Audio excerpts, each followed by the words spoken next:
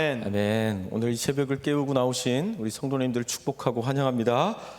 오늘은 의인의 간구는 역사하는 힘이 크다라는 말씀의 제목으로 우리 함께 은혜를 나누도록 하겠습니다. 교회사의 전승에 보면 야고보서를 기록한 그 야고보의 별명은 낙타 무릎이었다고 합니다. 우리 그림을 한번 보시겠습니까? 왜 낙타 무릎인가 하면 기도를 많이 해서 무릎에 낙타의 무릎처럼 완전히 굳어버렸기 때문입니다. 보통 이제 발바닥이나 이제 손바닥은 우리가 많이 사용하기 때문에 굳은 살이 많이 배기는데요. 무릎에 굳은 살이 배기기는 쉽지 않습니다. 우리 옆에 사람 한번 무릎을 한번 이제 보시도록 하겠습니다. 무릎 한번 보시겠습니까? 무릎을 보면 기도의 사람인지 아닌지 알 수 있다는 것이죠. 성경에 복이라는 단어를 보면요. 무릎을 꿇다라는 의미가 있습니다. 그래서 하나님께 무릎을 꿇어 기도하는 인생이 가장 복된 인생인 줄 믿습니다. 야고보서 말씀이 우리에게 가르쳐주는 분명한 진리는 무릎 꿇고 기도한다면 이 세상에 극복하지 못할 고난은 없다라는 것입니다. 그래서 근데 기도라는 것은 여러분 누가 하는 것이지요? 믿는 자들이 하나님께 하는 것입니다. 우리 믿는 자들만 그런데 기도하는 것이 아니라 많은 다른 종교에서도 많은 종교에서도 그렇게 기도하는 것을 보게 됩니다. 우리나라는 전통적으로 유교, 불교 그리고 토속 신앙이 오랫동안 이제 자리였던 민족이고 종교성을 가지고 있습니다. 저희 할머니 세대만 해도 새벽마다 부뚜막이나 이게 장독대에다가 이제 새벽같이 물을 떠놓고 지극정성으로 이제 기도하는 것을 이제 보셨을 텐데요. 제가 군대에 있었던 그 에피소드를 하나 이제 이야기하려고 하는데요. 세상에서 제일 재미없는 이야기 두 가지가 뭐지요? 남자들이 이제 이야기하는 것 중에 하나가 군대 이야기하고 축구 이야기합니다. 그 중에 제가 하나를 이제 이야기하려고 하는데요. 제가 이제 군대에 있을 때 이제 일산 파주 쪽에 이제 가면 자유로 철책이 있습니다. 제가 있던 곳이 이제 자유로 귀신 이야기라고 이제 유명한 이야기가 있는데요. 그래서 이제 후임병과 밤새 이제 근무를 서고 있었습니다. 그래서 밤 12시쯤에 그런데 누가 저기서 멀리 하얀 소복을 입고 걸어오는 거예요. 그래서 이제 후임병과 이제 제가 이제 꼼짝마 움직이면 쏜다 하고 오지 말라고 이제 총을 겨누는데도 계속해서 오는 거예요. 그러다 이제 봤더니 귀신은 아니고 사람인데, 그래서 여기가 이제 민간인 출입 금지 지역이니까 얼른 돌아가라고 이제 이야기를 했습니다. 그랬더니 이 사람들이 잠깐만 기도하고 돌아가면 안 되겠냐고 막 사정을 하는 거예요. 그래서 기도만 하고 돌아간다고 하니까 순간 교회 다니시는 분들인가 보다 이렇게 생각을 이제 한 거예요. 그래서 이럴 때 한번 믿음의 사람들끼리 한번 좀 봐주자 하는 생각에 그럼 기도만 하고 얼른 이제 돌아가라고 하고 이제 저는 초소에 이제 올라왔습니다. 그랬더니 갑자기 가방에서 돗자리를 깔고 음식을 깔고 그리고 구타는 여러 가지 이제 물건들을 꺼내놓더니 갑자기 거기서 막 펄쩍펄쩍 뛰면서 이렇게 구출하는 거예요. 그래서 제가 이제 예수 그리스도의 이름을 명하노니 떠나갈지어다 하고 이렇게 딱 선포를 했었어야 되는데, 지금 같으면 그렇게 선포를 하는데 그때는 왜 못했을까 두려워서 떨고 있던 제 모습을 이제 돌아보게 되는데 후회가 밀려옵니다. 저는 이제 기도한다고 하니까 당연히 교회 다니시는 분들이구나라고 생각을 했는데 이제 무당이었던 것이죠. 그러니까 모든 종교의 중심에는 기도라는 것이 있어서 밤이건 새벽이건 정말로 열심히 기도한다라는 거예요. 저희도 인생 100일 새벽 기도를 했지만 불교에서도요, 때가 되면 자녀를 위한 100일 기도라든지 108배 절을 한다든지 지극정성으로 기도하는 것을 보게 됩니다. 그래서 이슬람교도 하루에 5번 정해진 시간 동안 교주인 그 마호메트가 태어난 메카를 향해서 엎드려 절하는 그런 모습들을 보게 됩니다. 그렇다면 우리 예수 믿는 사람들과 다른 종교인들이 기도하는 것은 무슨 차이가 있을까요? 예를 들어서 절에서 100일 기도하는 사람들 중에 자녀들이 대학 입시에 합격하는 사람이 안 생길까요? 분명히 생길 거예요. 그런데 우리가 하나님께 올려드리는 기도는요, 살아계신 하나님께 올려드리는 기도라는 것입니다. 우리는 하나님의 자녀된 권세로서 예수 그리스도의 이름으로 기도하는 자들이라는 거예요. 오늘 이 시간 예수 그리스도의 자녀된 권세로서 반드시 그렇게 기도할 때 믿음으로 역사하시는 하나님을 온전히 경험하게 되기를 주님의 이름으로 축복합니다. 기도는 고난을 이기는 능력이 있습니다. 우리 13절 말씀을 함께 선포합니다. 너희 중에 고난당하는 자가 있느냐 그는 기도할 것이요 즐거워하는 자가 있느냐 그는 찬송할지니라. 고난당하는 자가 있느냐, 저는 뭐를 하라고 이야기합니까? 기도할 것이다 라고 말합니다. 여기서 말하는 고난은 정말로 견디기 어려운 시험이나 어떤 고통 같은 것들을 뜻합니다. 이때 당시 초대교회 당시 성도들이 겪었던 고난과 지금 이 시대의 성도들이 겪는 고난은 다를 수 있다는 거예요. 예를 들면 우리가 겪는 고난은 뭐 경제적인 압박이라든지 남편과의 갈등, 자녀들의 문제, 부모님과의 갈등, 그리고 인간관계에서 오는 그런 어려움 등이 있을 거예요. 그러나 이때 당시 초대교회 성도들이 겪는 고난은 대부분 예수 믿는다는 것 때문에 고난을 겪고 예수 믿는다는 것 때문에 목숨까지도 위협받던 그런 시대였다는 것입니다. 사자성어 중에 설상가상이라는 말이 있습니다. 눈 위에 또 서리가 내린다라는 뜻인데요. 불행한 일이 계속해서 생긴다라는 거예요. 이때 당시 예수님을 믿는다라는 것이 바로 설상가상처럼 계속해서 불행한 일이 생기고 계속해서 고난이 오는 것을 말합니다. 그렇다면 복음 때문에 고난당하는 성도들에게 야고보가 제시한 방법이 무엇입니까? 기도해야 된다는 거예요. 다른 방법이 없다라는 거예요. 우리가 이 땅을 살아가면서 고난당하지 않고 신앙생활을 하면서 살아갈 수 있다면 너무나 행복할 거예요. 그런데 언제나 인생에는 고난이 있다는 것이죠. 로마서 8장 18절 말씀 함께 선포합니다. 생각하건대 현재의 고난은 장차 우리에게 나타날 영광과 비교할 수 없도다. 어쩌면 우리 예수 믿는 사람들에게 고난은 특권입니다. 현재의 고난은 그런데 장차 우리에게 주어질 영광과 비교할 수 없기 때문에 우리가 겪는 그 고난을 잘 견디고 이김으로 말미암아 하나님께 온전히 영광 돌렸으면 좋겠습니다. 오늘도 예수님만 바라보며 믿음의 선한 싸움을 싸우며 그런 승리하는 그런 성도들이 되시기를 주님의 이름으로 다시 한번 축복합니다.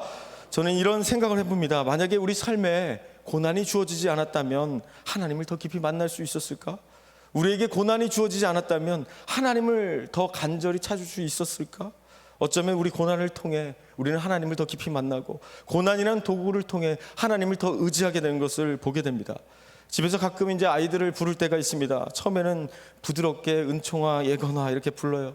근데 불러도 자꾸 대답이 없습니다. 그러면 어떻게 합니까? 결국에는 소리를 빽 질러가지고 자녀들을 쳐다보게 하는 것을 보게 됩니다. 하나님께서도 그렇다는 거죠. 계속해서 우리를 부르시는 거예요. 우리 좀 만나자 이렇게 부르는데 우리가 대답하지 않고 반응하지 않으니까 고난이라는 도구를 통해 어떻게 합니까? 하나님을 보게 만든다라는 거예요. 하나님을 계속해서 만날 수 있는 그 기회를 계속해서 열게 하신다라는 겁니다. 여기서 고난이라는 것은 하나님의 사인이라는 것을 우리가 빨리 깨닫고 우리가 하나님 앞에 얼른 돌아가야 될 줄 믿습니다. 그런데 우리는 무지해서 하나님께서 아무리 사인을 줘도 깨닫지 못하는 경우가 많습니다. 그래서 늘 기도하면서 우리의 연약함을 구하고 하나님의 뜻을 구해야 된다는 것이죠.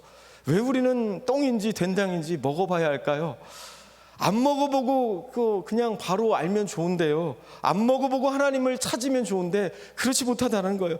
꼭 한 대 맞고 나서야 하나님을 더 간절히 찾게 되는 그런 우리의 연약한 모습을 보게 됩니다. 저는 개인적으로 맞기 전에 빨리 깨닫게 해주십시오. 하나님, 맞으면 아프잖아요. 이렇게 하면서 기도하는데요. 여러분 지금도 늦지 않았습니다. 하나님께 신속하게 돌아가는 그런 은혜가 있게 되기를 소망합니다. 오늘 본문에는 고난당하는 자가 있느냐 그는 기도할 것이다 라고 이렇게 말씀하고 있는데요. 이 말씀 속에는 기도하면 현재의 고난을 벗어날 수 있는 분명한 길이 있다는 것입니다. 기도한다면 광야의 길을 사막의 강을 내시는 하나님께서 분명히 우리에게 그 고난을 이길 수 있는 능력을 더하여 주실 줄 믿습니다. 그러므로 현재 어려움에 처한 성도들이 있다면 기도하시기 바랍니다. 가장 좋은 길로 그 길로 인도해 주실 것입니다. 고난의 때 하나님께 엎드려 간절히 기도한다며 폭풍 같은 고난도 우리가 견디고 벗어날 수 있는 그런 은혜의 문이 반드시 열어질 것을 믿습니다. 또 13절 말씀을 이어서 보니까 야고보가 뭐라고 말씀하고 있습니까?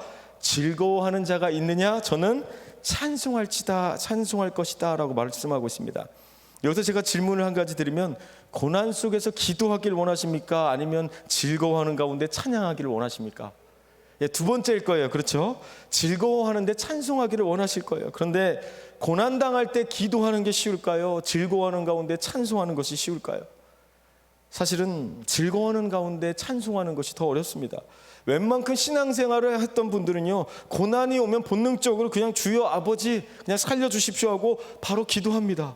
그러나 평안한 상태에서는 우리가 하나님을 찬양하고 평안한 상태에서 하나님을 간절히 찾게 되는 경우가 많지 않다는 것이죠. 여기서 즐거워하다라는 표현은 안정되다 그리고 평안한 상태를 그렇게 말하고 있는 단어인데요. 안정되고 평안한 상태에서 찬양하고 기도하기보다 오히려 고난 가운데 죽을 것 같은 그런 상황 속에서 너무너무나 힘든 상황 속에서 오히려 하나님을 더 찾고 기도하게 되는 것을 보게 됩니다. 찬송을 한다는 것이 여러분 무슨 의미입니까? 즐거움의 절정의 시간에 하나님을 제일 먼저 기억하고 하나님께 영광 돌린다는 의미입니다. 사랑하는 성도 여러분, 즐거워할 때 하나님을 먼저 기억하고 하나님을 간절히 찾는 저희들이었으면 좋겠습니다.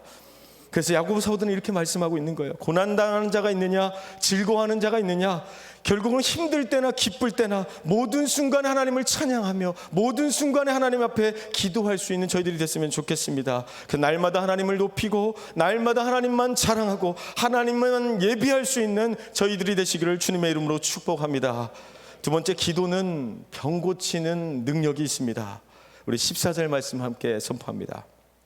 너희 중에 병든 자가 있느냐 그는 교회의 장로들을 청할 것이요 그들은 주의 이름으로 기름을 바르며 그를 위하여 기도할지니라.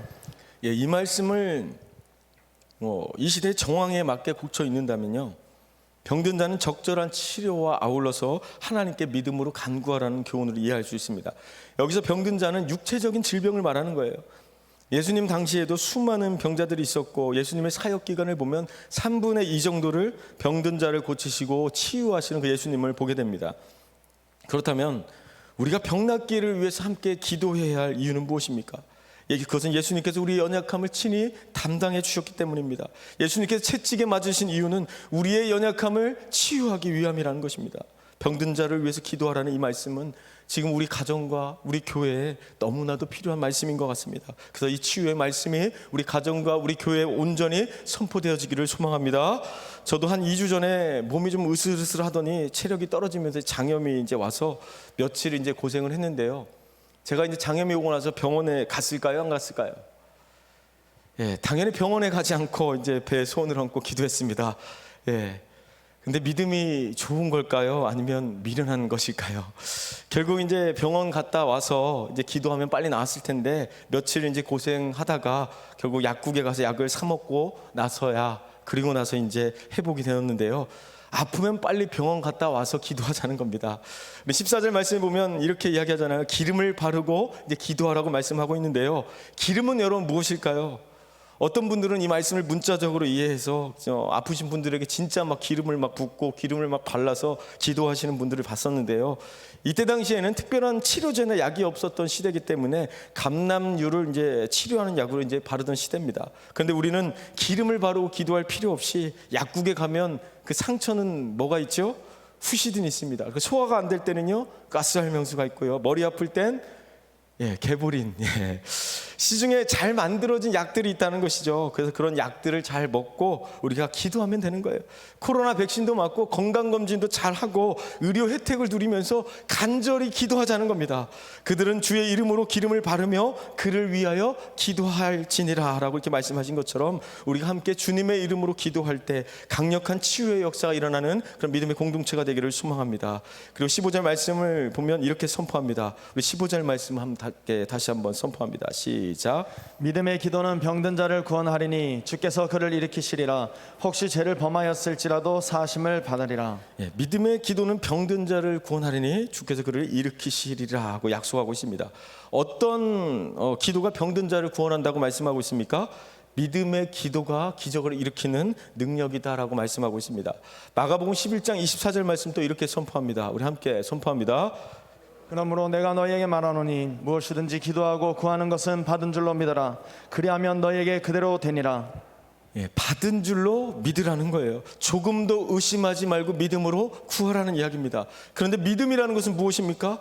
상식적으로 말이 안 되는데 그냥 단순히 될 수 있다고 확신하면서 그렇게 기도하는 것이 믿음이 아닙니다. 예를 들어서 제가 몸무게가 이제 80kg라고 가정했을 때 70kg가 되라고 그렇게 확신을 갖고 기도한다고 해서 몸무게가 갑자기 70kg이 될 수 있을까요? 그것을 믿음이라고 말할 수 없다는 거예요. 식단을 조절하고 운동을 하면서 이렇게 살을 빼야 되는 것이죠. 그렇고 그냥 단순히 기도만 하면서 믿습니다라고만 했다고 해서 그게 살이 빠지는 것이 아니라는 것이죠. 어떤 형제가 마음에 드는 자매를 이제 발견한 거예요. 그리고 심사숙고하면서 열심히 그 자매를 위해서 이렇게 기도했습니다. 갑자기 이쪽으로 감동이 오는데요. 예, 3년 동안 이제 기도하고 이제 결심을 이제 하고 그때 이제 아버지를 찾아간 거예요. 그래서 그 따님의 아버지, 아버지를 자매의 아버지를 찾아가서 따님과 결혼하고 싶습니다라고 이렇게 기도했더니 제가 오랫동안 이게 기도했다라고 이렇게 이야기를 했더니 이 사람아 벌써 시집가고 잘 살고 있다네 이렇게 얘기했대요.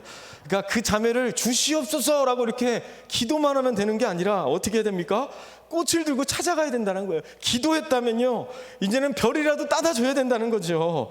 믿음으로 기도한다는 것은요, 하나님의 뜻을 쫓아서 우리가 순종하면서 하나님께 대한 소망을 가지고 하나님께서 역사하실 것을 믿고 기대하면서 담대하게 그 약속의 말씀을 붙잡고 전진해야 된다는 거예요.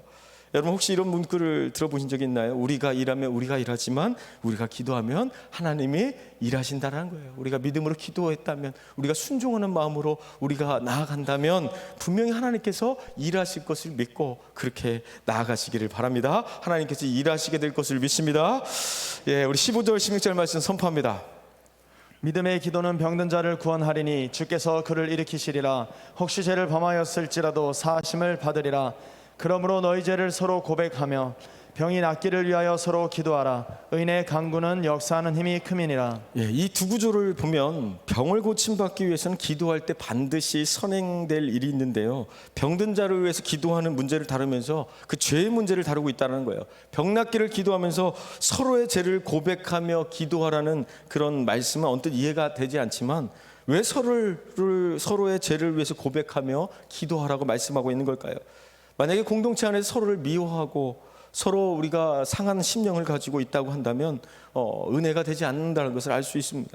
미워하는 감정을 가지고 하나님께 기도한다면 그 기도가 잘 되지 않는다는 것을 경험해 보셨을 겁니다. 사실 공동체 안에 우리가 같이 생활을 하다 보면 상처를 주기도 하고 받기도 합니다. 그러나 이 상한 심령으로는 서로 유익이 되지 않는다는 거예요. 그 상한 심령을 가지고 하나님께 간절히 기도해도 그 기도가 응답되지 않는다는 것을 보게 됩니다. 서로 간의 갈등을 먼저 해결하고 나서 그렇게 서로 기도하라는 거예요. 그것은 서로의 죄를 고백해야 된다는 거예요. 쉽게 말하면 서로 용서하고 서로 사과하고 그렇게 다시 한번 관계를 회복한 후에 그 다음에 기도하라는 거예요. 상대방에게 잘못을 했다면 하나님께만 용서를 구할 문제가 아니고 상대방에게 먼저 용서를 구하고 그 다음에 하나님께 간절히 기도하며 나아가라는 것입니다. 여러분 가운데 병든 사람이 있습니까? 함께 믿음으로 간구하며 서로의 죄를 고백하며 육체의 치유뿐만 아니라 영혼의 치유도 경험할 수 있는 그런 복된 인생들이 되시기를 주님의 이름으로 축복합니다. 우리 16절 말씀을 보면 의인의 간구는 역사하는 힘이 크다라고 말씀하고 있습니다. 여기서 의인이란 누구를 말하는 걸까요? 어떤 특별한 능력을 가진 사람을 말하는 것이 아니라 예수님을 믿는 그 하나님의 자녀들을 말하는 거예요. 요한복음 1장 12절 말씀에는 영접하는 자 곧 그 이름을 믿는 자들에게는 하나님의 자녀된 권세를 주셨다라고 말씀하고 있습니다. 자녀된 권세가 무엇이겠습니까? 하나님의 능력을 사용할 수 있는 특권을 얻게 되는 것이 바로 우리 하나님의 자녀들이라는 것이에요. 우리 공동체가 질병으로 고통당하는 그 성도들이 있다면 우리가 함께 예수 그리스도의 그 자녀된 권세로 기도한다면 반드시 치유되는 역사, 회복되는 역사가 일어난다는 것입니다. 그 믿음으로 기도할 때 그 치유의 역사는 우연히 일어나는 것이 아니라 기도하니까 우연히 생기는 거예요. 어떤 글귀를 보니까 당신이 기도하기 위해 손을 모으면 하나님께서 복 주시기 위해 손을 편다라는 말이 있습니다. 기도하는 시간에 하나님의 손이 움직일 줄 믿습니다. 성경을 보면 믿음의 사람들도 수많은 문제들을 만났습니다. 수많은 어려움을 겪었습니다. 문제를 만난 믿음의 사람들은요, 그런데 하나님 앞에 기도할 때 그 문제가 해결되어지고 그것을 극복했던 것을 보게 됩니다. 기도 외에는 이런 이유가 나갈 수 없다라는 거예요. 간절히 우리가 하나님 앞에 기도하며 나아간다면 우리가 감당치 못할 문제는 없다라는 것입니다. 우리가 기도할 때 역사하는 힘이 큰 것은 우리의 기도를 누가 들으시고 누가 역사하시는 겁니까? 하나님이 들으시고 하나님께서 역사하신다는 거예요. 그래서 하나님을 만나면 문제가 해결됩니다. 하나님을 만나면 고난을 이길 수 있는 그 힘을 주실 것을 믿고 그렇게 믿음으로 간절히 기도하면서 나아갈 수 있는 저희들이 되시기를 주님의 이름으로 축복합니다. 세 번째, 기도는 하늘을 움직이는 능력이 있습니다. 우리 17절에서 18절 말씀을 함께 우리 선포했으면 좋겠습니다. 우리 함께 선포합니다. 엘리야는 우리와 성정이 같은 사람이로되 그가 비가 오지 않기를 간절히 기도한즉 3년 6개월 동안 땅에 비가 오지 아니하고 다시 기도하니 하늘이 비를 주고 땅이 열매를 맺었느니라. 야고보는 이제 기도의 사람으로서 이제 엘리야를 이제 언급하면서 우리와 성정이 같은 사람이라고 말합니다. 이 말은 쉽게 말해서 우리와 똑같이 연약하다는 거예요. 그런데 개인적으로 우리가 엘리야를 알고 있지만 엘리야가 우리와 성정이 같다라는 말에 동의가 되시나요? 엘리야가 기도할 때 하늘 문이 열리고 닫히기도 하면서, 그리고 우리가 잘 알다시피 하늘에서 막 불을 내리기도 하고 바알과 아세라 선지자들과 싸워서 850대 1로 이긴 그 선지자가 바로 엘리야인데, 그런 엘리야가 우리와 똑같은 사람이라는 거예요. 우리에게 엘리야 선지자는 하늘에서 불을 내리는 그 선지자로, 그 능력의 선지자로 각인이 되어 있는데요, 우리가 주목해야 될 부분은 바로 그 능력에 있는 것이 아니라 바로 17절 말씀, 우리 함께 다시 한번 선포하도록 하겠습니다. 17절 말씀 읽겠습니다. 시작. 엘리야는 우리와 성정이 같은 사람이로되 그가 비가 오지 않기를 간절히 기도한즉 3년 6개월 동안 땅에 비가 오지 아니하고. 간절히 기도한즉, 포인트는 간절히 기도했다라는 거예요. 3년 반 동안 비가 안 오고 오고 안 오고가 중요한 것이 아니라, 하늘에서 불을 내리는 것이 중요한 것이 아니라 간절히 기도했다는 것이 중요하다는 거예요. 하나님께 능력의 선지자로 쓰임 받았던 그 비결은 다른 것이 아니라 바로 간절한 기도에 있었다는 것을 보게 됩니다. 열왕기상 18장 42절 말씀 보면 엘리야의 기도하는 장면이 나옵니다. 우리 함께 선포합니다. 아합이 먹고 마시러 올라가니라. 엘리야가 갈멜산 꼭대기로 올라가서 땅에 꿇어 엎드려 그의 얼굴을 무릎 사이에 놓고. 혹시 바닥에 무릎을 꿇고 두 무릎 사이에 얼굴을 놓고 한번 기도를 해보신 적이 있으신가요? 그냥 무릎 꿇고 기도하는 것도 오랫동안 기도하면 힘이 든대요. 그 두 무릎 사이에 얼굴을 넣고 이렇게 기도하면요, 목도 아프고 막 허리가 끊어질 듯이 힘듭니다.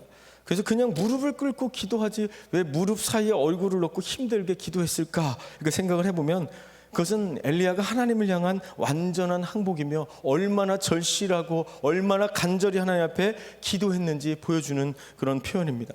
구름이 떠올라서 빗방울이 떨어질 때까지 간절히 하나님 앞에 기도하는 그 엘리야의 모습을 보게 됩니다. 우리가 하나님 앞에 드리는 간절한 기도는 언제까지 하나님 앞에 기도해야 될까요?